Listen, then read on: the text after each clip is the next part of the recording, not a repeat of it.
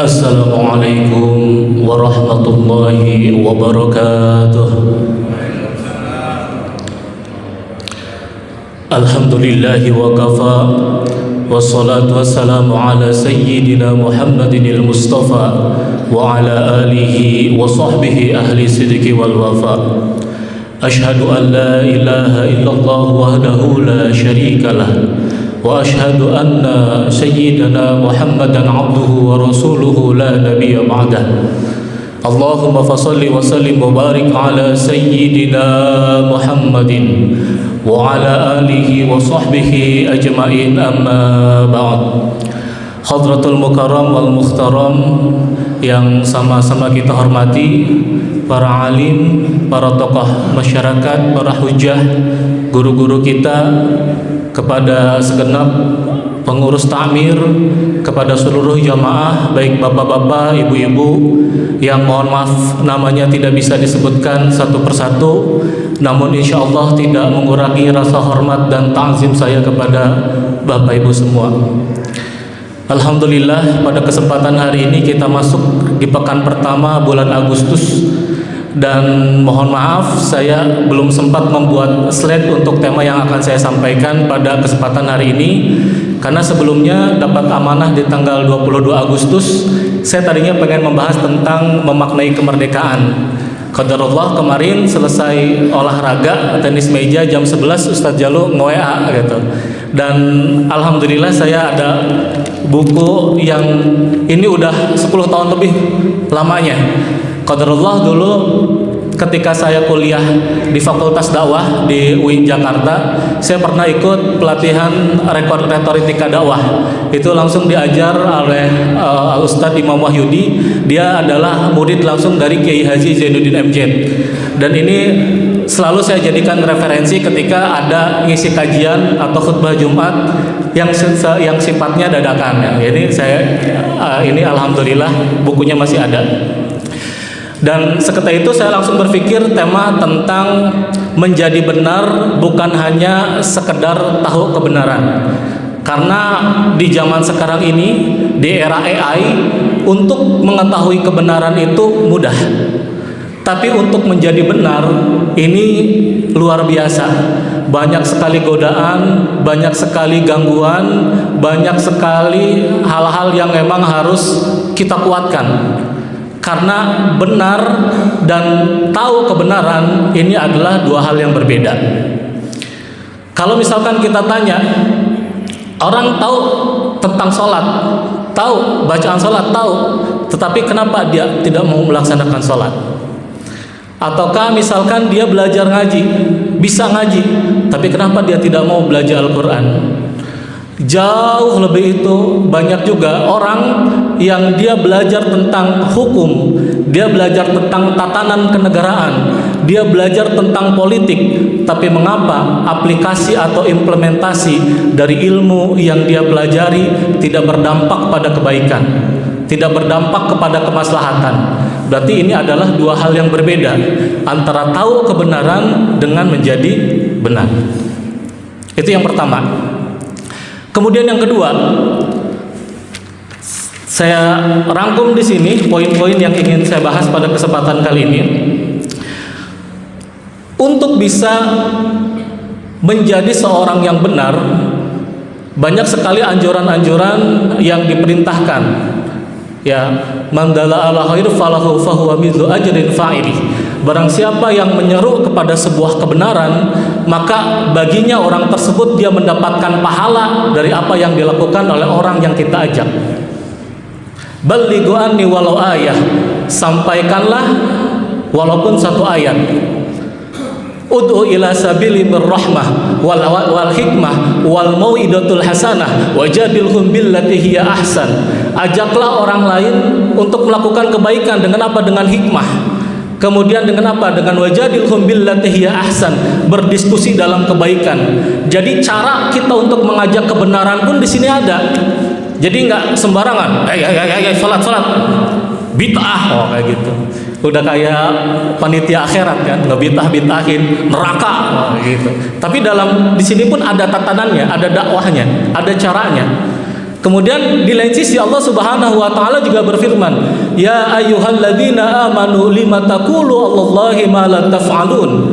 Kabura maqtan indallahi an taqulu Allahi ma la taf'alun." Bahwa Allah Subhanahu wa taala mengecam kepada orang-orang yang dia hanya bisa mengatakan tetapi dia tidak mau memperbuat apa yang ia ketahui. Di sini tatanannya menjadi benar ini lebih kepada sikap, lebih kepada implementasi, sedangkan tahu kebenaran itu hanya tatanannya adalah di pengetahuan, di akal. Makanya tiap hari saya sempat menyimak ceramah dari Ustadz Misbah kalau nggak salah. Ada yang kasratul ma'lumat dengan alim. Ini adalah dua hal yang beda. Kasratul ma'lumat dia banyak tahu doang, tapi al-alim dia mengimplementasikan dari apa yang dia ketahui. Nah, kemudian dari sini kita bisa lihat ada konsep yang saya sebut dengan baik, benar, dan bagus. Saya ulangi, baik, benar, dan bagus. Contoh seperti ini. Ketika ada orang yang sedang haus, saya kasih minum, ini minum misalkan. Saya kasih minum, dia karena dia haus, saya minum, kasih minum. Punten, saya lempar. Saya baik apa enggak kira-kira Pak? Bu, saya baik apa enggak? Orang haus, saya kasih minum, saya lempar. Oh. Saya baik apa enggak? Tong, haus, adik-adik, saya kasih nih, minum nih. Nah. Saya baik enggak? Baik. Orang dia haus, saya kasih minum, baik enggak? Baik. Tapi saya benar enggak? Enggak. Dari segi caranya saya enggak benar. Nah, kalau misalkan saya datang, saya kasih minum, kemudian saya masih kayak gini, bener gak? Ngasih minumnya seperti gini, nih minum. Saya datangin, deketin, saya kayak gini, ini minum. Baik gak? Baik, benar gak? Benar. Saya datangin, tapi bagus apa enggak? Enggak. Ya, ternyata ada tahapannya lagi, baik, benar, dan bagus. Sholat, kalau misalkan dia sholat dia baik gak? Baik. Tapi kalau dia gak hafal tata cara sholat, ikut-ikutan sholat doang, benar gak kira-kira sholatnya? Benar gak? Tidak.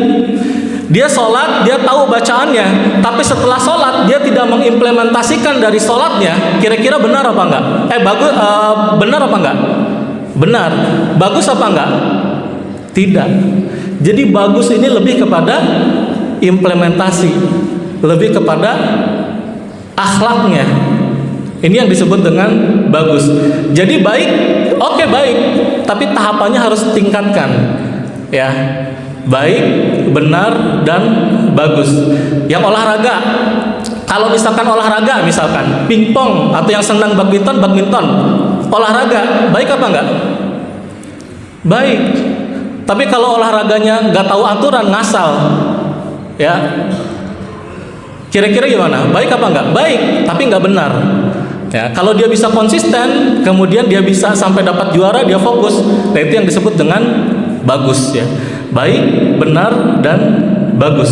Nah, ini adalah contoh-contoh, nanti akan kita bahas lagi.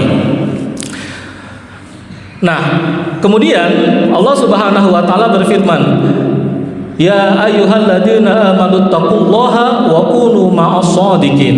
Artinya, hai orang-orang beriman, bertakwalah kepada Allah dan hendaklah bersama orang-orang yang benar.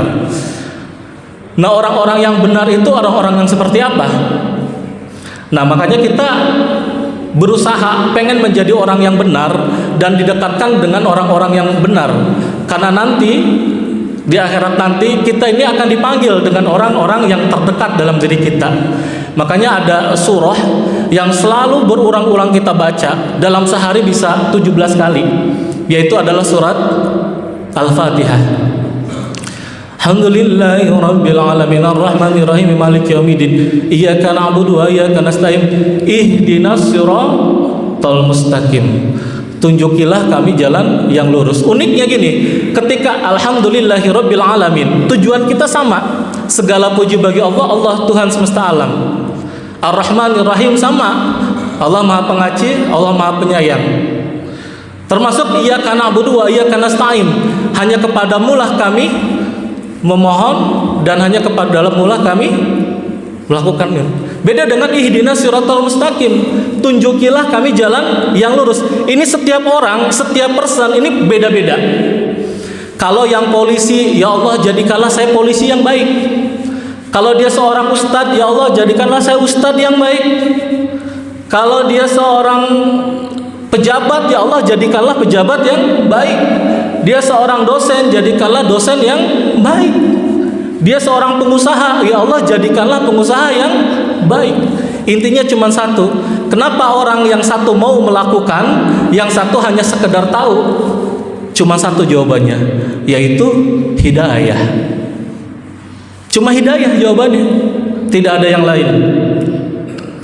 Makanya suatu ketika ada seorang pemuda yang dia menanyakan sebuah amalan kepada Rasulullah Shallallahu Alaihi Wasallam. Kata pemuda tersebut, ya Rasulullah, di sini Rasulullah bersabda, "Ausini yang fa'allahu bihi." Ya Rasulullah, tunjukkanlah sebuah amalan yang Allah Subhanahu Wa Taala suka. Pemuda tersebut bilang.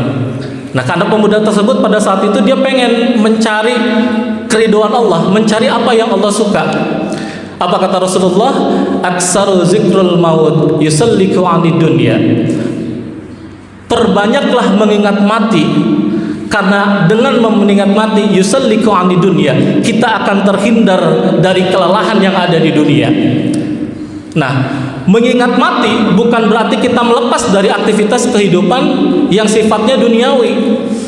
Ya, bisa jadi aktivitas itu terlihat sifatnya adalah duniawi, tapi kalau kita niatkan untuk ibadah, nah itu adalah hidayah berarti. Kalau kita niatkan untuk ibadah, itu adalah kebaikan. Tapi bisa jadi sesuatu yang kita lakukan kelihatannya untuk akhirat, tetapi kalau niatnya untuk dunia, maka itu bukan jadi ibadah. Bisa jadi misalkan kita narik, tapi kita niatkan ini adalah untuk mencari ridha Allah, untuk anak istri, yusalliku 'anid dunya, terhindar dia dari kelemahan dunia karena dia pasrah kepada Allah Subhanahu wa taala. Apapun profesinya tapi diniatkan untuk lillahi taala, yusalliku 'anid dunya, dia akan terhindar dari kelelahan dunia. Apalagi sekarang di era yang sekarang ini, mohon maaf, saya baca sebuah artikel, ada orang tua yang dia jerih payah sampai pengen menyekolahkan anaknya sampai di perguruan tinggi karena tidak ada biaya. Kemudian apa? Dia sampai jual, dia punya tanah, dia punya kebun, dijual lah sampai anak itu lulus. Dan begitu anak itu lulus, dia sulit mencari pekerjaan. Bahkan ketika ada pekerjaan pun, mohon maaf, gajinya itu UMR, bahkan mungkin di bawah UMR. Pertanyaannya, siapa yang salah? Orang tuanya nggak salah, dia udah berjuang untuk bisa supaya anaknya sarjana. Si anak pun tidak salah, karena dia berusaha belajar sampai dia lulus perguruan tinggi untuk membahagiakan orang tuanya. Tapi karena apa? Karena sistem yang udah didesain seperti ini, makanya kita udah tidak bisa berbuat apa-apa. Berarti ada yang salah, yang ada di sistem. Kalau dulu orang yang nggak kerja, dia berusaha pengen cari kerja, gitu kan. Kalau sekarang orang yang udah kerja, dia nyari kerjaan tambahan, karena memang segala sesuatunya yang serba seperti ini keadaannya. Tapi kalau misalkan yakin kalau kita pasrah terhadap segala sesuatunya, yusalliku 'anid dunya, itu yang harus ditanamkan supaya terhindar dari kelelahan dunia. Kemudian yang kedua kata Rasulullah, wa 'alaika bisukri fa inna sukra yazidu fin ni'am. Perbanyaklah bersyukur, karena dengan bersyukur yazidu fin ni'am, Allah Subhanahu wa taala akan menambahkan kita punya nikmat. Bersyukur ini sesuatu yang sifatnya unik. Tapi minimal rasa syukur itu bisa terpancarkan dari apa? Dari raut wajah kita. Karena raut wajah ini sangat berpengaruh terhadap kondisi vibrasi yang ada di lingkungan kita. Kalau misalkan sehari-hari kita cemberut gitu kan, ketika ditanya asem, Nah, ini adalah berarti bukan bentuk dari kesyukuran. Syukur itu adalah kita apa namanya? Berterima kasih dari wujud kasih sayang yang telah Allah berikan kepada kita, dari semua nikmat yang kita berikan kepada kita. Jadi kalau misalkan kata apa namanya Ustaz terdahulu, kalau misalkan punya mobil satu kita bersyukur nambah gitu kan. Punya rumah satu kalau bersyukur nambah. Punya istri satu kalau bersyukur nambah nggak? Nambah. Kenapa Pak Haji? Nggak berani nambah kesayangan istrinya kepada kita gitu kan, nggak berani. Tapi kalau mikirin mah berani kali ya. Makanya ada mikir, kan saya nggak berani nih, masa mikirin juga nggak berani gitu kan. Nah itu. Kemudian yang selanjutnya kata Rasulullah, wa aksaru du'a fa innaka la tadri mata yustajabu laka. Perbanyaklah berdoa, karena kita nggak tahu doa mana yang nanti akan Allah kabulkan. Yastajabu laka, kita nggak tahu doa mana yang akan Allah kabulkan. Tapi setidaknya dengan kita berdoa, ada salah satu doa yang memang harus kita sampaikan, yang harus kita mohon kepada Allah Subhanahu wa taala, yaitu apa? Doa untuk memohon hidayah. Karena hidayah ini penting. Makanya kadang-kadang dalam sholat kita selalu membaca Allahumma arinal haqqa haqqa warzuqna ittiba'a wa arinal batila batila warzuqna ijtinaba. Ya Allah, tunjukilah mana yang kalau ini benar, ini menjadi benar, dan kuatkanlah, anugerahkanlah kami untuk bisa melaksanakannya. Wa arinal batila batila warzuqna ijtinaba. Kalau misalkan tunjukilah kalau misalkan ini buruk, tunjukilah buruk. Dan berikanlah kami, anugerahkanlah kami kekuatan supaya kami bisa meninggalkan keburukan tersebut. Nah, ini adalah dua hal yang berbeda antara hak wal batil, bainal hak wal batil. Makanya dalam Al-Qur'an fa'alhamaha fujuraha wa taqwaha. Kita ini dihadapkan antara ketakwaan dan sesuatu yang di luar itu, sesuatu yang berbau kepada kemaksiatan. Izin dulu.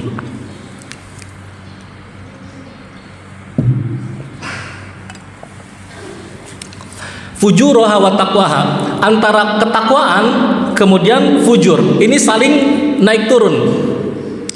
Ketika ketakwaan kita naik, maka fujur dengan sendirinya akan turun. Tetapi ketika fujur yang naik, maka yang ketakwaan kita akan melemah. Makanya kenapa ada orang yang memang dia ketika sedang melakukan kebaikan, dia dimudahkan untuk melakukan kebaikan tersebut. Seolah-olah gampang aja, sholat gampang, ikut pengajian gampang, kemudian berbuat baik gampang. Tetapi ada orang yang ketika diajak untuk berbuat baik dia susah. Kenapa? Fujurnya yang sudah terlalu tinggi. Ya, makanya minimal kita ini harus setara. Karena iman itu naik dan turun. Yazidu wa yanqus, naik dan turun. Fujur dan takwa minimal kita harus jaga. Lebih baik lagi ketika takwanya tinggi. Ini akan memudahkan kita untuk melakukan kebaikan. Makanya kenapa disebut inna sholata tanha anil fahsya'i wal munkar. Salat mencegah perbuatan keji dan mungkar. Itu ketika salatnya diiringi dengan ketakwaan tersebut. Tapi kalau misalkan salat hanya sekedar salat, itu baik. Tapi apa? Dia tidak tertanam dalam dirinya. Makanya yang disebut dengan inna sholata tanha anil fahsya'i wal munkar, mencegah perbuatan keji dan mungkar, itu adalah setelah sholatnya. Misalkan dia sholat subuh, setelah sholat subuhnya itu yang harus dia jaga. Hana waktu li sholatil zuhur. Sholat zuhur pun sama, sampai asar dijaga. Asar hana waktu li sholatil maghrib. Ketakwaan itu dijaga setelah dia melakukan aktivitas sholat. Makanya ada disebut dengan konsep zikrullah dan zikrufillah. Zikrullah itu sebentar, ketika sedang dia melaksanakan ibadah sholatnya aja, itu adalah zikrullah. Tapi yang lama adalah zikrufillah, ketika dia selesai melakukan aktivitas sholat dan dia terjaga dari sesuatu yang fujur tadi. Misalkan setelah dia sholat ngobrol nyerempet ngomongin orang, aduh tadi udah sholat, dia jaga, itu adalah zikrufillah, walaupun dia bukan sedang berzikir secara zikrullah, tapi dia terjaga dari sesuatu yang fujur, itu yang disebut dengan zikrufillah. Kemudian dia melakukan aktivitas yang lain lagi, dia melihat kerikil-kerikil, dia pinggirkan, itu zikrufillah, dia terjaga dari sesuatu yang mendatangkan fujur gitu. Nah, dan takwa ini yang nanti akan ditanya lagi ketika orang tersebut sudah menghadap kepada Allah. Yang ditanya adalah takwa itu sendiri. Jadi ilustrasinya kita itu seperti kertas kosong, tapi ada satu titik yaitu adalah takwa, dan itu yang memfilter diri kita. Makanya kalau misalkan kita ada melakukan sesuatu yang sebenarnya kurang lazim, ketika sinyal takwanya itu muncul, dia akan melarang sinyal takwanya itu akan melarang. Tapi ketika takwanya sudah ketutup, maka dia akan sabodo teuing, masa bodo amat, ya, melakukan sesuatu walaupun itu dilarang oleh Allah Subhanahu wa taala. Ini yang disebut dengan fujuruha wa taqwaha. Dan hidayah ini hanya Allah Subhanahu wa taala murni yang bisa memberikan. Tapi kita tetap berusaha. Bahkan Rasulullah Shallallahu alaihi wasallam dia tidak bisa memberikan hidayah kepada orang yang paling dicintainya, seorang pamannya yang berjuang bersama Rasulullah Shallallahu alaihi wasallam.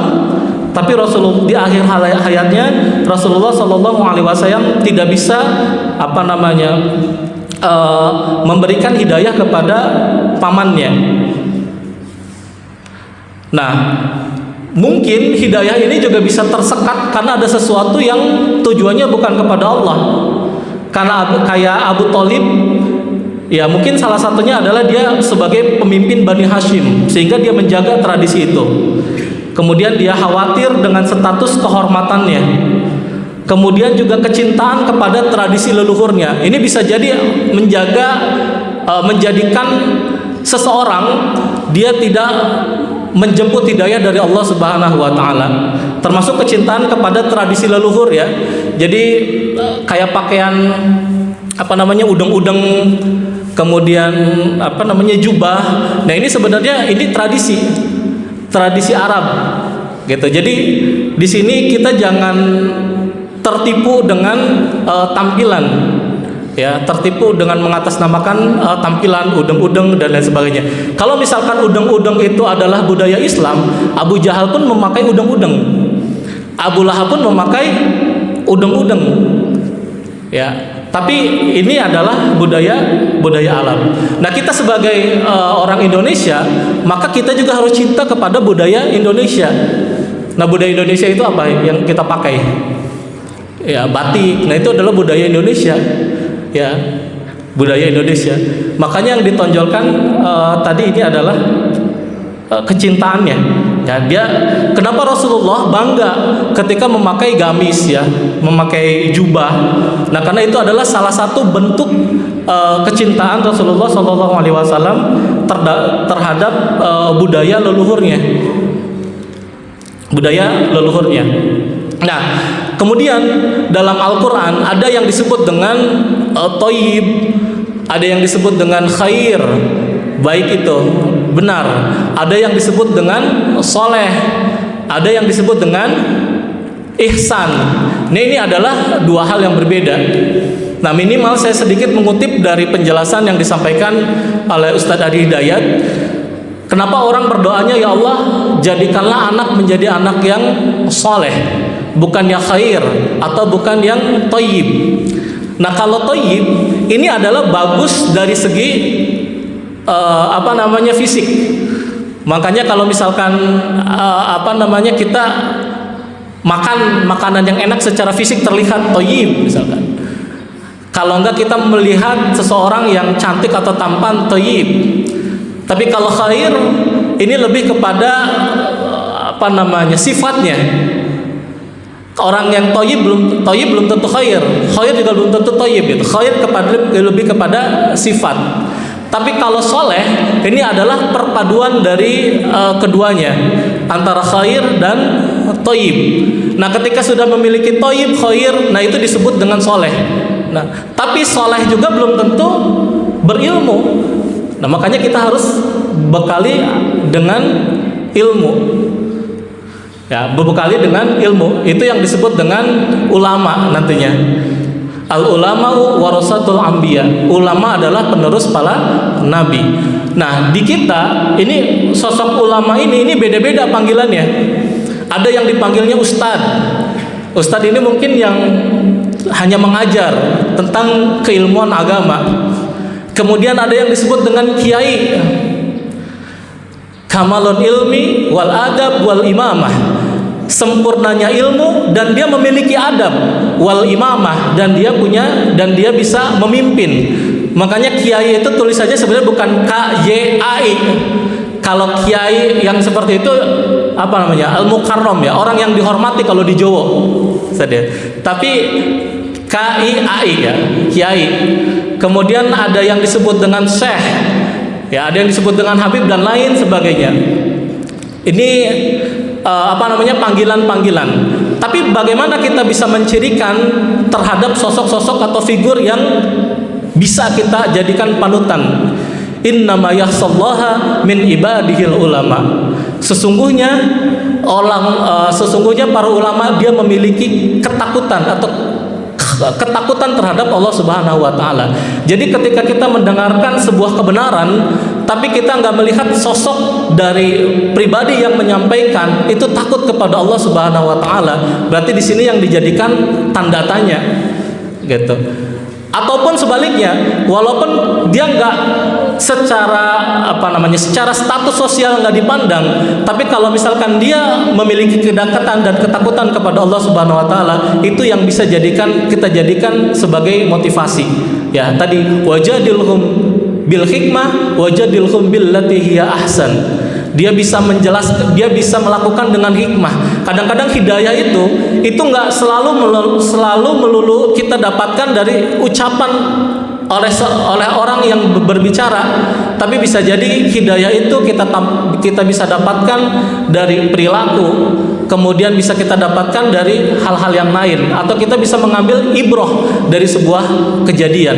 Ini adalah cara Allah dalam menurunkan hidayah kepada orang-orang yang dikehendaki. Makanya tadi kita harus selalu berdoa untuk mendapatkan hidayah Allah Subhanahu wa taala.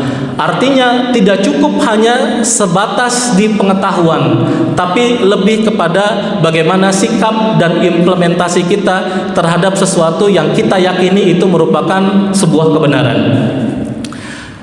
Terakhir, kemudian impact dari hidayah tersebut adalah akhlak. Makanya Rasulullah Shallallahu Alaihi Wasallam diutus ke muka bumi adalah untuk menyempurnakan anak. Innama buistu liutammima makarimal akhlak. Sesungguhnya aku diutus ke muka bumi untuk menyempurnakan akhlak, bukan untuk menjadikan orang kafir menjadi Islam, tapi tujuan utamanya adalah untuk menyempurnakan akhlak. Kenapa? Karena pada saat itu orang-orang jahiliyah jauh sekali dari akhlak. Walaupun mungkin kalau kita lihat dari ilmu pengetahuan pada saat itu juga udah maju, tapi kenapa dikatakan jahil? Karena itu jauh dari akhlak tersebut. Dan akhlak dengan adab ini adalah dua hal yang berbeda. Tapi untuk bisa mencapai akhlak bisa jadi dengan adab dulu. Bedanya kalau adab itu lahir dari proses pendidikan, berbeda dengan akhlak. Akhlak itu lahir dari banyaknya kehusuan dia beribadah kepada Allah Subhanahu wa taala. Makanya kalau misalkan dulu kita yang misalkan di pesantren atau di sekolah Islam diajarkan kedisiplinan, aturan dan lain sebagainya, itu adalah berkaitan dengan tata krama dan etika untuk membentuk sebuah adab, aturan dan tata cara. Tapi beda dengan akhlak. akhlak ini munculnya adalah dari hati nurani, dari sifat dan kepribadian, dan itu muncul ketika seseorang sudah melakukan ibadah dengan Allah itu dengan baik. Itu akan muncul dengan intinya. Makanya kadang-kadang energi atau pancaran dari akhlak itu kadang-kadang terasa. Orang ini soleh, orang ini baik, ketika kita dekat rasanya adem, ngerasanya nyaman. Itu adalah bentuk atau wujud dari pancaran akhlak. Dan akhlak itu lahir bukan dari belajar teori, tapi dari kehusuan dia dalam beribadah, implementasi dalam beribadah. Kemudian muncul lagi dalam akhlak itu adalah niat yang tulus dan ikhlas. Tapi kalau dalam adab itu adalah sopan dan santun. Sopan dan santun ini melalui proses pendidikan. Tapi kalau niat tulus dan ikhlas ini melalui proses ibadah. Ini adalah dua hal yang berbeda. Kemudian selanjutnya dalam akhlak ini motivasi ibadahnya terus dan dia lillahi ta'ala. Kemudian dalam adab ini berkaitan dengan norma sosial. Dua-duanya bagus. Kalau misalkan dalam adab ini kita bisa disebut dengan kategori benar. Tapi kalau akhlak ini yang disebut dengan kategori bagus. Karena niatnya sudah lillahi ta'ala, bukan lagi dengan berkaitan dengan norma sosial, sopan santun, aturan dan cara, tetapi dia lebih kepada hati nurani dan niat ikhlas kepada Allah Subhanahu wa taala. Maka dalam ibadah pun implementasi akhirnya itu adalah ihsan.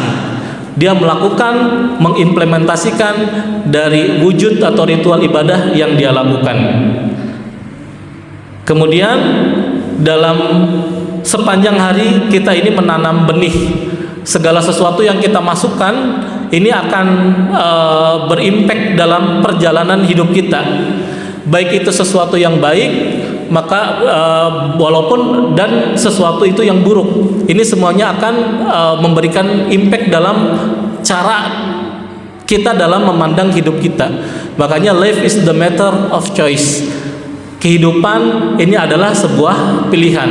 Maka marilah kita pilih hidup kita menjadi lebih baik dengan memberikan sikap yang baik, sehingga pribadi kita menjadi pribadi yang baik, yang tercermin dalam akhlak yang dicontohkan oleh Rasulullah SAW dalam setiap aktivitas keseharian kita. Mungkin itu yang dapat saya sampaikan pada kesempatan yang berbahagia ini. Kurang lebihnya mohon maaf. Hadanallahu wa iyyakum ajmain. Khairul kalam. Assalamualaikum warahmatullahi wabarakatuh.